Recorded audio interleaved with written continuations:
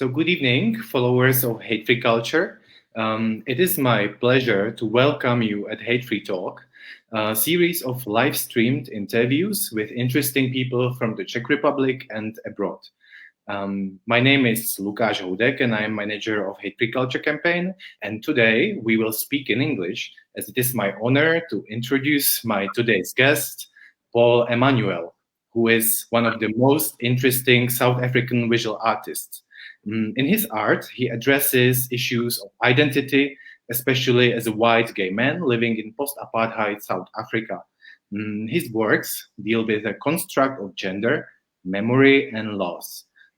Today, we will not talk only about his art, especially his project Lost Man France from 2014, but we will also talk about his experience of growing up as a member of white minority during apartheid, his experience of being a gay man in such a country, and his experience after the fall of this racist regime in 1994. I have several questions I will ask Paul, but you are more than welcome to write your own questions in the comment section under this video. If you are not sure how to express yourself in English, don't worry. You can write it in Czech and I will translate it myself for Paul. As I said, the interview will be in English only, but in the future it will appear transcribed in Czech on our new website. So welcome, Paul. Thank you for joining us. As I mentioned already in the introduction, you come from a very special and specific environment. You were born in Zambia, and when you were 4 years old, you moved with your parents to South Africa. Very special environment of that time because there was apartheid blooming, let's say. So how did this family history and this environment you were brought up in affected your life, but also your artistic work? Well, I mean, I think there's no real short answer, but I do know that I never wanted to be an artist at all. I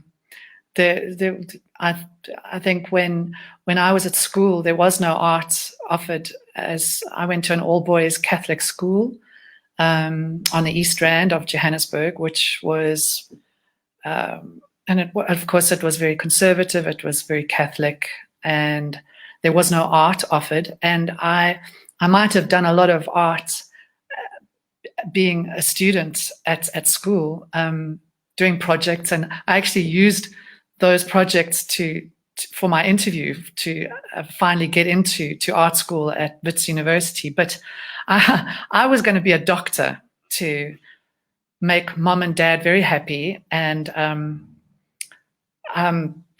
lots of money, become successful, and make my entire family very proud. And I didn't get into med school. I failed miserably at the interview. And in fact, because getting into med school was very, very difficult. I still think it's difficult, but I just remember there was an interview that I had to attend. And I think that the jury just took one look at me and said, "Sweetie, you should be doing art." And I remember feeling absolutely insulted and demoralized at that whole sort of experience. And then I did science, a year of science, in the hopes that I would get into medicine the following year. And I remember very clearly sitting in a physics exam, trying to work out the viscosity of water while all of the demonstrations were going on outside the exam hall at Wits University because of all of the anti-apartheid demonstrations that were happening at the time. And I put my pencil down and just realized that I'm completely in the wrong place. And it was a very difficult moment, but it was like a kind of a eureka moment for me. And that was when I decided to study art. And even then it wasn't so easy for me because I was not out. I was not out to myself. as a student at Wits University. And I think most of my friends laugh at me. I think most people laugh at me at that, because I was almost, it's just amazing how extraordinarily powerful denial can be. Whereas I'm sure most of my peers were completely aware of who and what I was, but I was not prepared to admit anything like that. But it also just gives you an insight into how absolutely not okay it was to be gay. Certainly for me, anyway, at the time. And it took a long period, even as an art student. In my first, I was not out. I was not out as a student. And that came out in a lot of the work that I was doing as a student. And I mean, it's embarrassing to admit, but I mean, when I was 24 was when I had my first sort of real feelings of falling in love, really. But that's my experience. That is how it was for me. And I think I learned so much more about being an artist after my degree than even while I was a student. I don't know if that gives you an insight into what it was like. I think we'll get back to it as well. I mean, because I have some following questions that are going more deeply into this issue. But in your works, you focus on topics of masculinity, identity, vulnerability, and loss. Like, I mean, I think it comes together somehow with what you just said. But can you just explain why? Because even like in your works, you work a lot with soldiers, which is very interesting in connection to your sexuality and all the things that you represent. So when I started as an artist, I did tiny little etchings, very small, intimate. I was trained formally as a printmaker, so lots of etchings, lithography, which is very technically loaded and technically based, very process-oriented. And then I was given an opportunity. I was invited to have an exhibition at a gallery while I wasn't even an artist. I was working in a job at the time. And the Lost Men project came out of a series of broken relationships with men, actually. And sorry, that's my phone. I believe that it was very much a catalyst for me, having endured the losses of those broken relationships with men. And I think I've spent the last 16 years of my life trying to understand why that happened and unpack all of the reasons of why those kinds of breakups took place. And when you do that, you start a journey of deep introspection and trying to figure out yourself, really. And at the time in 2003, there was the breakout of the Iraq War in the Middle East. The United States invaded Iraq. And that was at the same time as one of my broken relationships actually happened. Not necessarily even sexual relationships, just very deeply affecting broken relationships, and trying to understand the patriarchal setting that I was in and that I've been born into.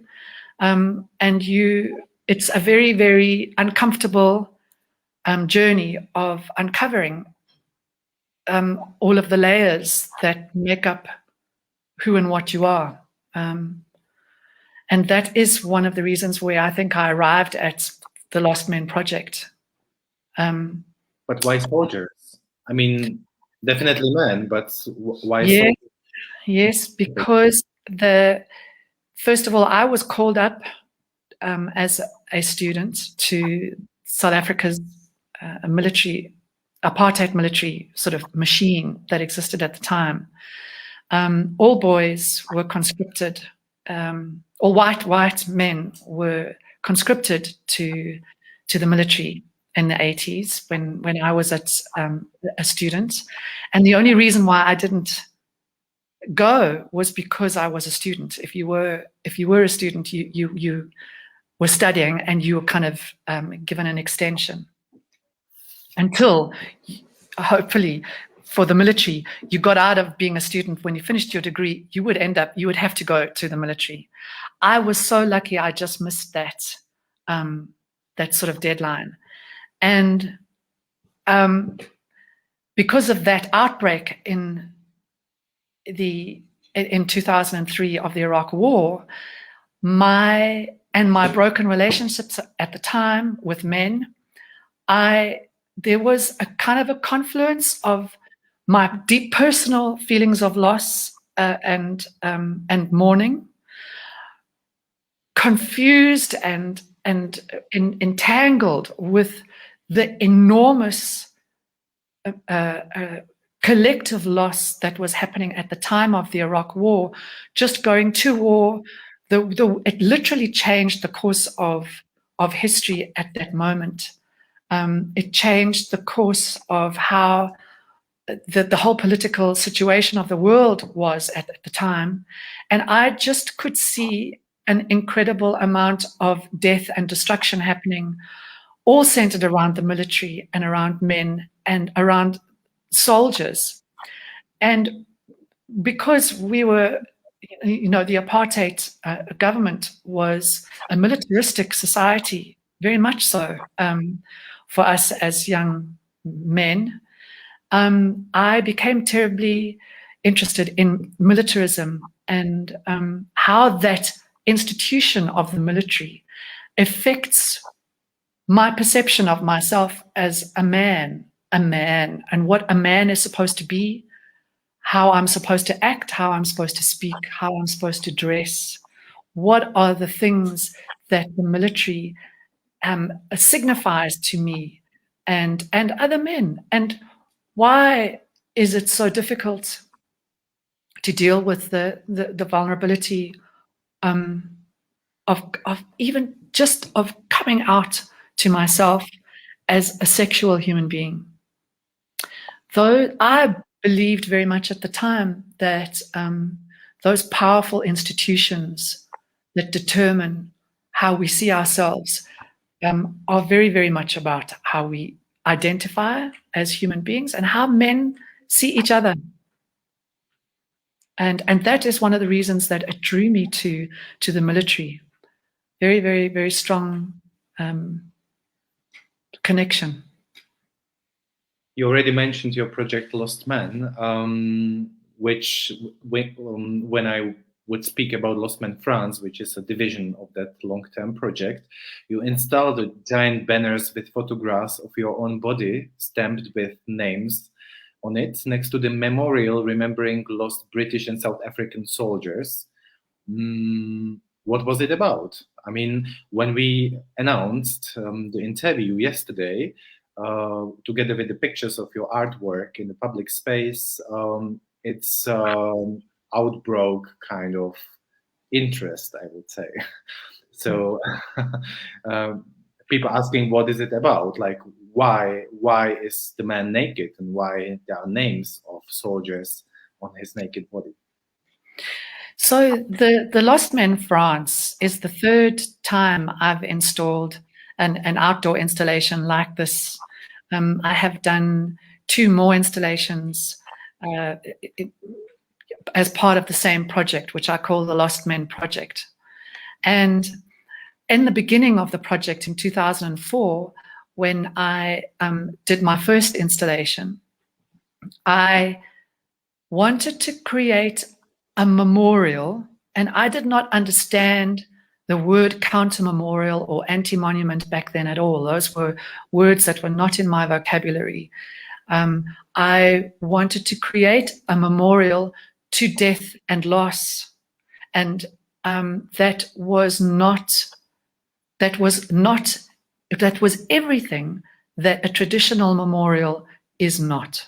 So when we think of traditional memorials, we think of something that has been put up to last forever. Hopefully, it is made of concrete or stone, steel, very, very enduring materials. I wanted to make something that was as much about forgetting as it was about remembering. And for that, my memorial had to be temporary. It had to be something soft and not durable, something that was not going to last. And because I think intuitively at the time, I wanted to create something that spoke about the stories that have never been told before, that have, because it also was very much interacting with the site where that memorial was, the landscape, the hills, the mountains, the vast emptiness of those landscapes. And I felt very drawn to talking about those landscapes as holders of memory, something devastating that has happened in this area. And there is a place in Grahamstown, in the Eastern Cape of South Africa, which is a province of South Africa. There is a place where the Makana Wars happened in the 1800s, where the first British and Dutch soldiers had a series of skirmishes with the Xhosa indigenous people living in the area, and there were a lot of casualty lists of the white soldiers that were part of those skirmishes, but there was absolutely no written documents of the Xhosa men who were in those skirmishes. And that taught me a very great truth about how history is recorded by the victor. And there is I wanted to include everybody, and I wanted to use my own body as the canvas for recording those names. And I wanted to do something to impress those names on me. Why I didn't want to use anybody else's body. I could talk about my own pain and suffering, about how those battles and those that militarism has affected my life. I can't talk about somebody else's experience. I can talk about mine, and that's why I've only used my body for this project. I will just interrupt you at this moment, and I will ask our technical support to show probably the pictures. Oh yeah. From France. I mean, you were talking about South Africa, but Yes. now we would switch into that project in France so that the people could see what you are talking about. And could you move to this Lost Men France project? Okay, so the Lost Men, so that was Grahamstown. There was another one that happened in Mozambique, and this was the third installation that I've ever done. And I did this in 2014. It was the beginning of the centenary of World War I. I did a lot of research to try and find the right site to put up my installation. South Africa, a lot of people don't even realize that South Africa took part in the war, in World War I. There was a contingent of and race becomes a very important issue here, because Black men were not allowed to carry weapons 106 years ago. And so Black soldiers who took part in World War I were basically used as slave labor. They were used to dig the trenches, carry supplies to the front lines. And even though, because World War I was very much a war of attrition, eventually there was so much destruction, and that the forces, the South African forces, got decimated so badly that even there were times when if you were being bombed and killed, which is exactly what happened to a lot of black men in that area, even if they were in Le Havre and Dieppe, which are the two main harbors where a lot of the troops arrived. Because of those complications around how the different soldiers were fighting in the war, there are no black South African names recorded on the walls of Thiepval Memorial. Now, what you're seeing here are the walls of Thiepval. Thiepval is a couple of minutes drive away from Delville Wood Memorial, which is quite close by. And Delville Wood is the forest where the South Africans fought and died in the trenches. And you can still see those trenches in the forest of Delville Wood. Thiepval is close by, but it is put up on the top of this hill. It is this massive stone edifice that has all of the sub-battles of the Somme. And Delville Wood is one of the battles of the Somme in that area. And I wanted to put up my installation. First of all, we were denied permission to put up my installation on Delville Wood, and we were also denied permission to put my installation up on the grounds of Thiepval Memorial. But there was a farmer who, it wasn't a farmer, there were two farmers. There's a farm road that if you look through the trees, you can actually see this open stretch of land. That is where I put up my counter memorial, my installation. And we were given permission by the mayor of Thiepval village, the French mayor, to put up my installation there. If you just go forward a bit, there were a couple of other images of the installation. So that also shows you between those trees, and that's Thiepval Memorial, with the graveyard in front of it where there are French and British soldiers buried. Difficult to say because a lot of them, we don't know who they are. A number of those graves are unknown, of inconnu in French, and an unknown soldier, known unto God in British, in English. But on the wall, sorry. I will just ask our technical support to go to those pictures from the installation, probably. Okay. Paul. So these are some of the photographs. I put up 5 banners in the fields next to the memorial. The banners are made of silk organza. I wanted to produce I think it's also interesting to just go through the process that I went through to actually make the banners. Just go back again to the there's an image of me lying. So what we did in my studio is I created molds of my body out of plaster of Paris. This is me lying in a fetal position in a bath of plaster of Paris. And I had to lie like that for about 20 minutes or so, come out once the plaster of Paris had dried. And if you go forward again, Karima, there we go. That is a mold of my groin. And if you look closely, I lined the inside of that mold with plastic letters of the names of the soldiers. And I selected those names at random from all nations that took place, that took part in the battle of this, in those battles. And I included Black South African names. There were names from the sinking of the Mendi. I used names from the Western Front.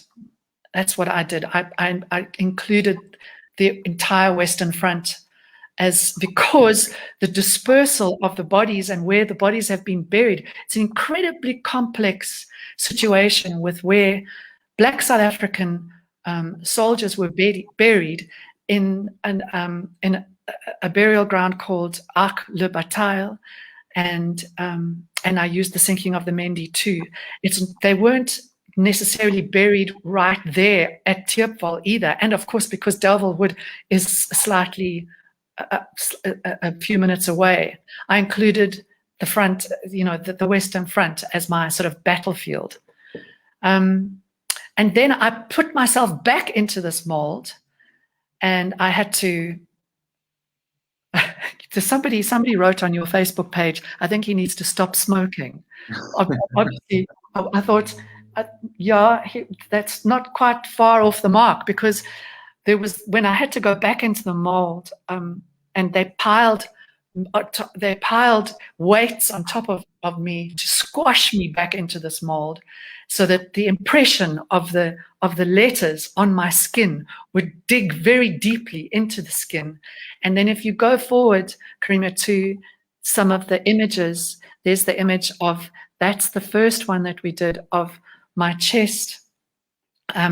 It's quite a painful process. And if you go, that's one, go on to another one. My feet was also quite sore. I made a mold of my feet. There's another one, go forward. That's the groin area. Very, very, that was a very difficult situation. And I think that this is probably one of the most offensive images that I think a lot of people took offense to when I put my installation up. Go forward again to another one. This one was by far the most painful for me because of the scalp. I shave all my hair off, my whole body to be ready for the, getting pressed into the mold. And because there's absolutely no flesh on your scalp, it digs right into the skin, and that was by far the most painful. And then I think that there were 5 images in total, and I printed these images onto silk organza. I wanted silk because I like the idea that silk is a precious sort of substance, and I like the association between silk, organza, and memory as something that is precious, and it's also very fragile. They're semi-transparent, so they're not, you see through them. And those banners were put up on this farm road, and people could see them from the memorial. And thousands of people would come to the memorial at the time of the centenary, and they would see these things flapping in the wind and come down to see what was going on. And those banners were left up for 3 months. In the wind and the rain, and they got torn and ripped apart. The summer weather on the Somme is quite harsh, so they got faded quite badly. And go back to that last image, Karima, there's the one of them torn. That's what they looked like at the end of the 3 months in October. And that is what I did in France. I mean, you mentioned it. What were the reactions of the people?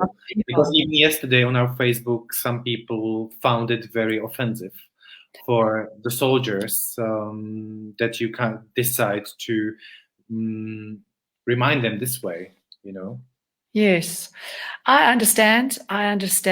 Of course, that I understand the sensitivities around this area, around the space. I wish I could communicate to you how it's a very, very powerful place to be. And I understand the kinds of passion and very strong feelings that are evoked by people who first of all lost relatives in these battles, it's almost like a place of holy ground, because do you know that even today, 100 odd years later, they're still digging up bones in those fields. It's very much a pastoral landscape at the moment. So there's a lot of, it's farmland. And I mean, you saw in one of those photographs, they're tilling those fields every year, and they still dig up bones, and a lot of unexploded shells are still found in those fields. It's very dangerous. There's a kind of a decree by the government, by local government, that of a kind of protocol of what you're supposed to do if you find any of those shells. People have died recently because they haven't handled those things. What I'm trying to tell you is that soil is still very much, it's full of bones. It's full of, the bodies were so vaporized and so fragmented by the shelling. And the landscape was like, it was like a moon landscape. There were no trees left. What you see today is a very sterile, if I can say, for me. It's abstract because the memorial is there and the gravestones are there. They are very well tended. The grass is cut. There are roses planted. It's very somber. The stones are it's very manicured. It's nothing like what it was at the time when those battles took place. And what I wanted to do was to try and talk to that. When we look at those monuments, we don't. How do we feel about them 100 years later? What is the relevance? What is the meaning of commemoration 100 years later? What does it mean to us today? And I wanted to do something that involves me, that it is a very personal statement that I made in a very public place. And I understand that I was pushing boundaries, but I believe that it is important for us to ask these questions today. How do we feel about what we're doing today? How do we feel about having German soldiers with us in the commemoration ceremonies at that memorial, like Thiepval, which is exactly what happened? People got offended by that too. I did have some quite vociferous reactions to the whole idea from some British visitors to the site. There were threats of vandalism to take it down. I mean, I laugh about it now, but it certainly wasn't funny at the time. Somebody sent me an email, to say that his most famous first line was, "This piece of unexpurgated garbage," is what it was called. And I didn't even know what unexpurgated meant at the time. I was just completely flummoxed by the whole thing. But there were quite a few, but there were also a lot of very positive statements about it too. And that's part of being a contemporary artist. You get to speak to the artist. It's not somebody who died, and it's public art. This is a public space. It is not an art gallery, and that's one of the reasons why I like public art. It's not something in a museum, and it's also not your art gallery going audience that's interacting with this object. It's Joe Soap, who's never been to a gallery in his life and has never confronted these issues. And that is why I wanted to do what I did, to make us ask some difficult and uncomfortable questions. But why the Black South African soldiers were not included into this monument? That is the big question that we are in South Africa are having to face now. And they were not included in that memorial. They were not given medals for what they did.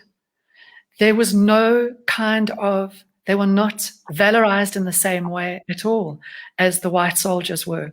Do you know that even when I was doing research for my project, there were certain historians that I consulted with here in South Africa who took offense to me calling Black participants in that war. I wasn't allowed to call them soldiers. That's what somebody mentioned yesterday in the debate on our Facebook page as well, that they said they were not soldiers because they didn't. I'm not allowed to call them soldiers. And that is... Were they soldiers? I believe they were. They wore our uniforms, and they actually did have to take up arms in the end and shoot to survive, just to keep alive.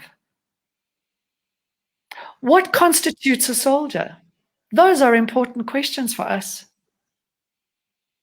And what they were doing? I mean, if they were not fighting or shooting, they were digging trenches. Digging trenches. White men had to dig trenches too.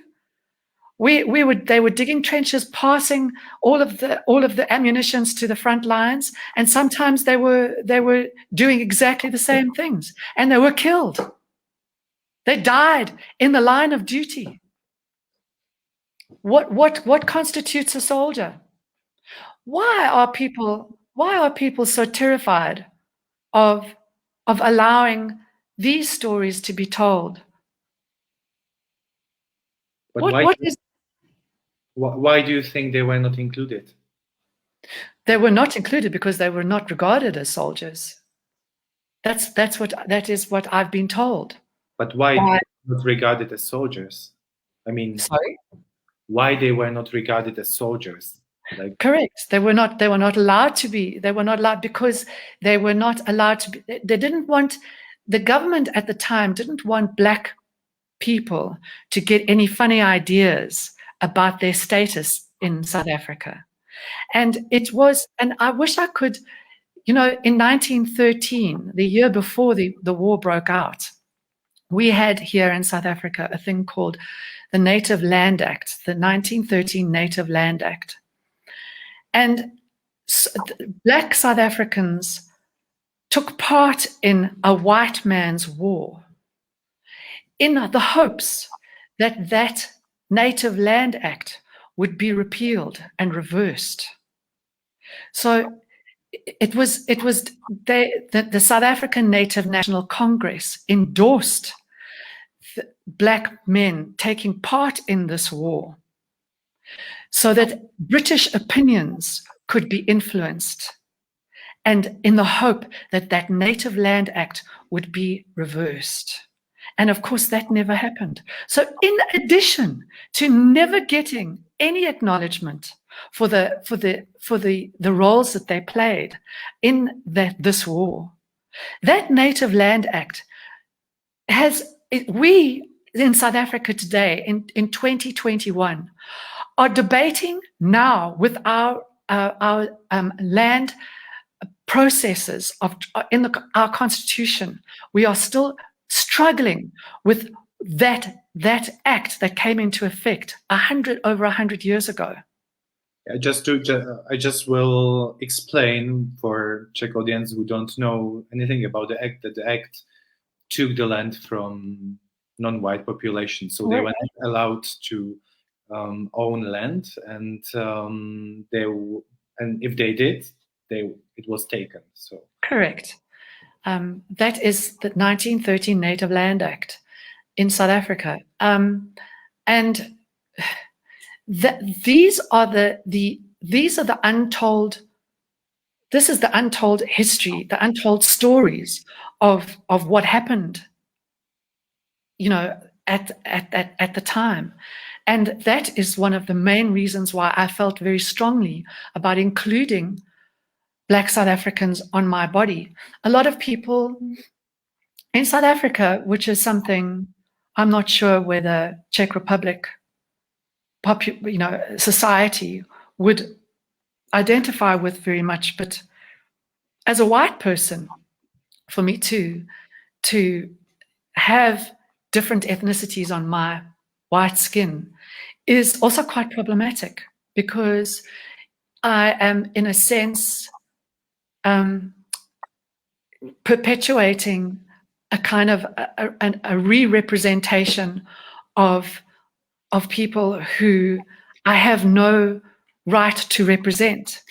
And I had to think about that when I was doing that as well.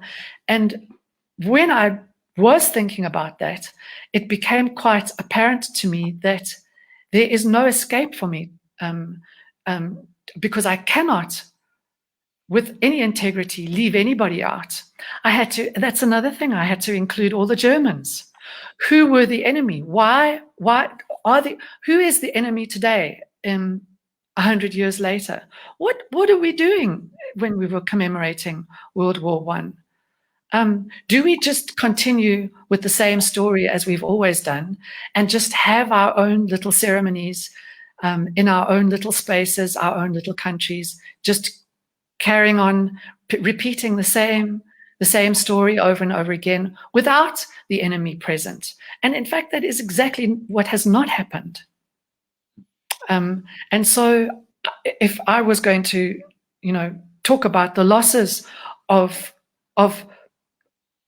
the enormous losses of young men, which is what I'm talking about, how do I exclude anyone?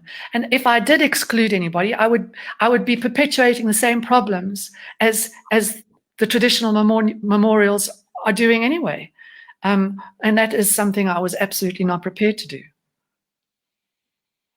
I will just jump into it now, and I will just speak to the followers and to the viewers and tell them that they can ask you questions. They can write them into the comment section if they want. They can write it in English or Czech, and I will ask Paul myself. So don't be ashamed. And if there's something you can ask me anything. You can ask. Well, we touched the apartheid era. In Czech Republic, we don't really learn at school about it. People know it was. They don't really know, in my opinion, what it's represented. Could you maybe explain what apartheid really meant? Apartheid was the legally endorsed belief system that existed when I was growing up. I think the height of apartheid was during the 80s, when I was at school and when I was at university. That meant that Black people were not given the same rights as white people. They were controlled in respect of where they were allowed to live, where they were allowed to move. You were not allowed to, as a white person, you were not allowed to marry a Black person. You were not allowed to travel in the same. If you were a Black woman, I'm just trying to remember how it went. If you were a white man, you could travel with a Black woman, I think. But if you were a Black man, you certainly couldn't be in the same car as a white woman. Or there was that. Black people were forced to live in vast townships in the city, around the cities, and they were also forced to live in special homelands that were designated homelands far away from the cities. And they could not move around freely. They had no individual human rights, did not exist in that sense at all. And you had to have a pass. You certainly didn't have the same education. It really, and also that entire system was kept in place by a very, very powerful and deadly military. So white young men were recruited by law into the military to enforce that system of oppression. And that involved killing people. How did it affect your family life? I mean, did you as a white family realize what it's about? Okay, so how did it affect my family? My father was Lebanese, so he was, I think, second generation immigrant. He did not do military service. I have an older brother. He's much older than me. He's 13 years older than me. He volunteered to do military service, and he was sent to Uppington on the border of what used to be called Southwest Africa. It's now called Namibia, and which was very scary for my mom and for my parents, for us all. Any communication with him was redacted. There was no direct communication at all. It wasn't allowed. The apartheid military fought a number of border wars to protect what they used to call die swart gevaar and die rooi gevaar, which are Afrikaans phrases for the communist scare, which is the red danger. It literally translated from Afrikaans. And die swart gevaar is the black danger. Mm-hmm. And these were narratives that were very often used to indoctrinate young men in what they used to have as cadet school, as your duty to protect us against these very powerful enemies that want to take South Africa away from us. And that is how you were brought into the belief system of why you are doing what you're doing as a white male. But if I go, I mean, sorry to interrupt, but if I go to your family life, like, how did it look like? Like, so for my brother, black person, or so a black person, if you, I'm very embarrassed and sorry to say, but it is the truth. My parents were very racist. My father would never, ever say that he was racist, ever. He would never, ever say that. And we had, to give you an example, and I come from a very privileged family. Even though my dad was an immigrant and my mom was Afrikaans, sort of, in a strange kind of way, because she never spoke a word of Afrikaans. And we had domestic workers, female domestic workers in our house. And the way that white people spoke to black people was incredibly, especially in my house. I'm very careful of generalizing how different white families would treat their domestic workers because that is very different. But really and truly, the kind of denigration of a black person in ordinary conversation is very, very, it's very insulting. And there were words that were used to call black people. You know, my father was Lebanese, and my father's family, I've got to be very careful about, because there are Arabic words to describe black people in South Africa, and the Lebanese community in South Africa can be extraordinarily racist. They certainly were when I was growing up. And I grew up with that all the time. And the words that you used to describe black people, you would never ever say those today. It would be described as hate speech. Mm-hmm. What I'm trying to get to is the kind of societal norms that existed at the time is nothing like what you have today. Well, let me rephrase that. I think that there are certain instances where that does still happen. There are outbursts that happen where white people refer to black people in incredibly derogatory ways. But back then, it was the norm. It was the norm to refer to and speak to black people in a particular way that was extraordinarily, it's derogatory. But today we get kind of messages or rumors from South Africa saying that now there is an outbreak of violence and discrimination towards white minority. How do you feel about this?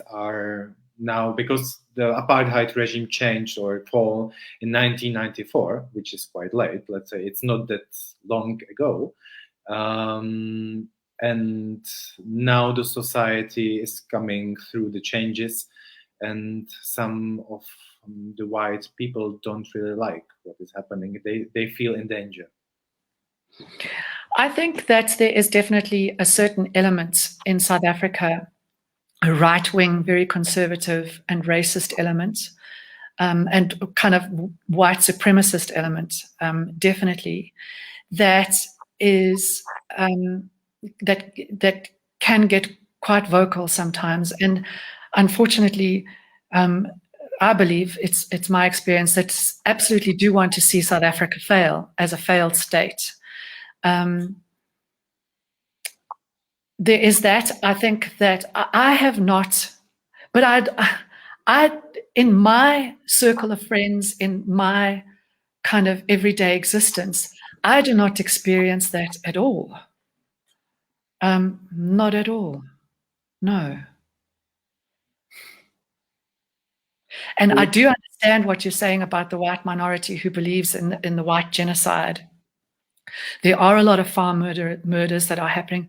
South Africa's murder rate is off the charts compared with the rest of the world, with a lot of countries around the world. But that's not exclusive to white people. We have a history of violence in South Africa that we are trying to deal with. And that is a history of violence that was perpetrated by white people and colonialism and apartheid. And that extraordinary violence that has displaced people, separated families, it made it impossible for an ordinary society to exist, has contributed vastly to the violence that we see around us today. The extraordinary inequality that we have in South Africa, one of the worst states of inequality in the world. And it hasn't really gotten any better since 1994. So we are dealing with an incredibly complicated and complex situation that contributes to a lot of the violence that we see in our society. And the pandemic has not helped us at all either. If anything, it's made it worse because there is a pandemic for wealthy people and a pandemic for poor people. So no, I do not subscribe to the idea that there's this white genocide. I do know that there definitely are farm murders that are happening. There's a lot of violence happening in rural areas. There's a lot of violence and a lot of murders that are happening in South Africa. And I don't think that you can, I don't think it's justifiable to say that it is just white people. It's nonsense. When you spoke about your family and about the way how it treated black workers in your house, there is probably today a lot of guilt about it. Or I visited South Africa several times, and what I feel in the community of white friends I have there is a guilt they have to deal with. We have like 5 minutes left, and I have a kind of question. for you that is dealing with this. I think we met at the conference. That's first time when we two met each other at the conference at the University of Johannesburg, where a young white artist, female artist, stood up, and she said she's fed up by the guilt she has to, as a white female artist, has to deal with all the time, that she didn't do anything. She was like, I don't know, my age, or she was younger. And she said she didn't do anything, but she still has to deal with that, even in her art. And she just is fed up. And she just wants to live. Why I say it, it was a very strong statement. I mean, I remember it till now. Desperate statement. And what do you think about it as a white artist in South Africa? Are you white artists under some pressure? And is there some difference between white and black artists in case of possibilities that you have? Or, you know, or is that still like white artists having exhibitions and black artists a little bit, you know, in a shade?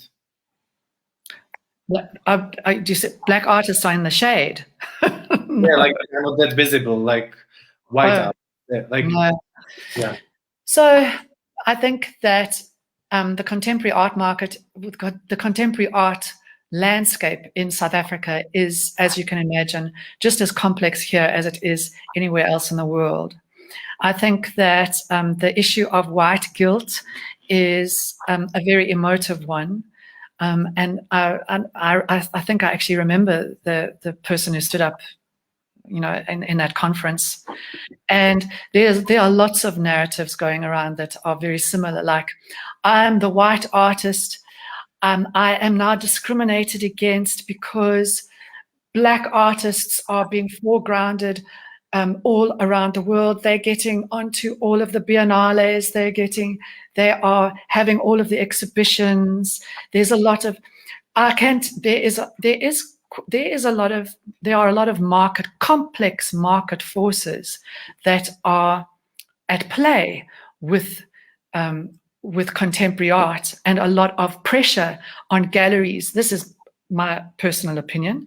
There's a lot of pressure on galleries and curators to, understandably, to foreground unheard voices. There are huge gaps in South Africa's art history of people of color in South Africa whose voices have never been foregrounded before. Why on earth would that not be interesting now? I mean, come on. We want to know what artists of color have to say. They are some of the most interesting voices that you could possibly have. And for a person, a white privileged artist, not to acknowledge that is just ridiculous. It doesn't make any sense at all not to be sensitive to that. So, you know, for an artist, I had a gallery who once said to me, "We will give you a show because you are the silenced white artist who's not being heard anymore. You're being suppressed." And I have never felt suppressed. Look at the platform you're giving me right now. I mean, in what way am I being silenced? I do not feel that. I don't feel as if I'm being discriminated against in any way, no. There are fashions and there are mainstreams that have happened throughout history, in the history of art. And there are lots of fashions and lots of mainstream voices. That is fantastic that those voices are being heard at the moment. That's what we need. But I still think that there is a place for me, for somebody like me, to have something interesting to say, perhaps, and something that that people might respond to and identify with. And I would encourage any artist, no matter where they come from, to do exactly that in South Africa. So thank you very much for. That was my inspirational note. Yeah, exactly. Good inspirational note. Thank you very much for being with us. And yeah, I hope to see you again. Yeah, absolutely. I hope you come visit us again in South Africa.